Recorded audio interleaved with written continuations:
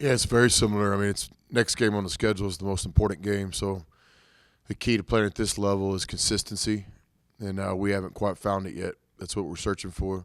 So just the discipline to stick to the process each day, try to give yourself a chance. And this is life in the Big 12. You know, a 2-game winning streak.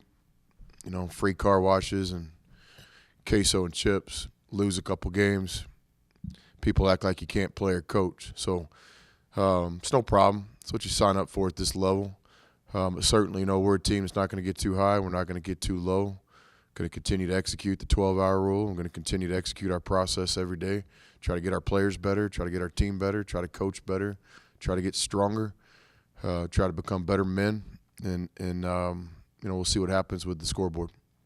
You said that a lot of the Big 12 teams really focus on their defense this year, and kind of Taylor mentioned where it's a little bit a break from conference play against a team like Arkansas. There's similarities you can pull on there. How is the Arkansas team put together compared to what you've already faced? Very similar. I mean, you know, we like to say the Big 12 is the best conference, but I always say arguably so because I have great respect for every basketball team in every conference. So the SEC is a premier league. The Big 12 is a premier league. You know, you're talking about really good coaching. You're talking about really good players. And most teams have NBA players. And certainly this is the case with Texas Tech, Arkansas, Saturday at 5 o'clock. So Arkansas has really good three-point shooting, just like we see every night in the Big 12. They have a pro inside that's just a really good player and shot blocker and talented player. They've got a coaching staff that makes their team very aggressive. So I would tell you that SEC is very similar to the Big 12, and Arkansas is very similar to the teams we play in the Big 12.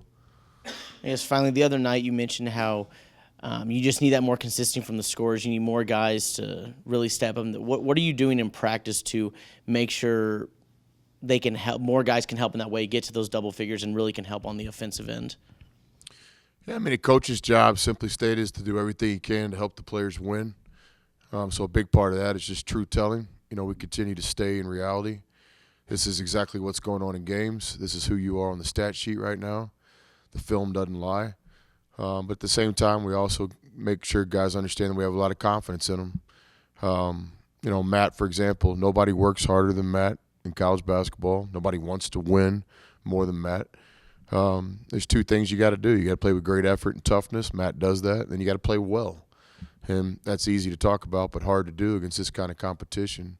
So, you know, I would think we just stick to the process and we try to teach our guys, but at the same time, we instill confidence.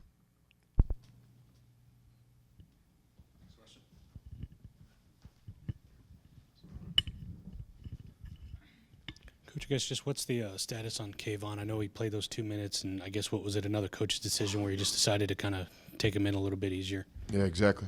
Yeah. Guess kind of off topic with basketball, but obviously tomorrow, groundbreaking of the Womble. What does that kind of signify to you? That's a big day for our program. A lot of work went into this, and we're just appreciative of the opportunity to have the best practice facility in all of college basketball. Obviously, wouldn't be possible if it wasn't for the Womble family. And Dusty's a special person, and he wants to win, and he understands what it takes to win. He's just been a great mentor to me, so the fact that the facility will have his family's name on it, the Womble, makes it even cooler for me personally because he's a personal friend. Always recognize the past players and coaches. These things don't happen unless your program's had some success. So, you know, I always think of the people in my lifetime of basketball with Gerald Myers and James Dickey, and certainly Coach Knight and Pat and Coach Smith and all the coaches that came before us, and then certainly all the great players. You know, our program doesn't do things like build a new practice facility or get back on Big Monday or play in front of sold-out crowds if it wasn't for the guys that paved the way before us. So in special times like this, I always think back of the past players and coaches and want to just thank them again.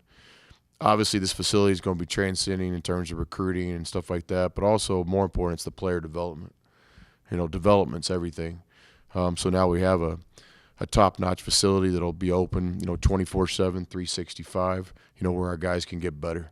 So I love the recruiting part of it, but equally, I love the development where we know we can live and breathe and eat and sleep in there and get better so we can compete in this league.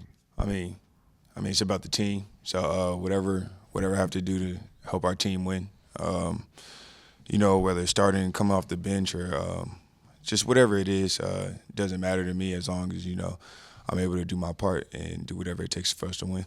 I guess how rewarding was it for you to see those threes go in? Because I know you've been working on that throughout the season. It felt good.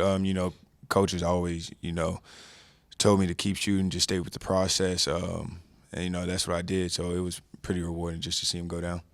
Matt, I guess for you from an offensive perspective, I guess what do you feel you have to do to kind of get yourself going? Just stick to the process. I know I've been really struggling shooting the ball, but shooters just got to stay confident. And, once I see the ball go through the net, I'll be okay. My teammates and coaches are still confident in me, and I never lose my confidence in myself. After this last stretch of conference play, are you guys excited about having an opportunity to kind of take a break from Big 12 and face off against a SEC opponent? We're just excited to play again, get that bad taste out of our mouth. Obviously, it's not fun losing, and especially losing a couple in a row is not fun and not something that we ever thought would happen. But here we are, our backs are up against the wall, and Arkansas is a good team, going to come in here and try to beat us. So, we're looking forward to trying to snap out of this losing streak. Matt and Trey, this can be for each of you. We'll start with Matt, though, with both being named to the next round of the Defensive Player of the Year. You said, kind of struggle on the offensive end, but how do you stay locked in? And this, Coach Beard's always said this, the identity of this team, but how do you stay locked in and make sure your defense is on point for every game? Yeah, no, it's an honor to be on that list. It doesn't really mean much. What it means is you got great team defense and a great coaching staff. I've actually, not really been known in my career as a defensive player, to be honest with you. But they've really pushed me here and challenged me. And obviously, Coach Adams does a great job with the defense. And I got guys like Tariq and down low blocking shots, so it makes me look good. Yeah. Like Matt said, it's an honor to be on that list. But, one thing is we're struggling offensively. Some nights shots just don't fall. But defensively, it's something that we hang our hat on, something that you can bring every night. Defense is all energy and effort. And that's what Coach preaches, just coming and bringing energy and effort every single night. And that's really what defense is, being locked in and then, sticking to the scouting report and things like that. So, yeah.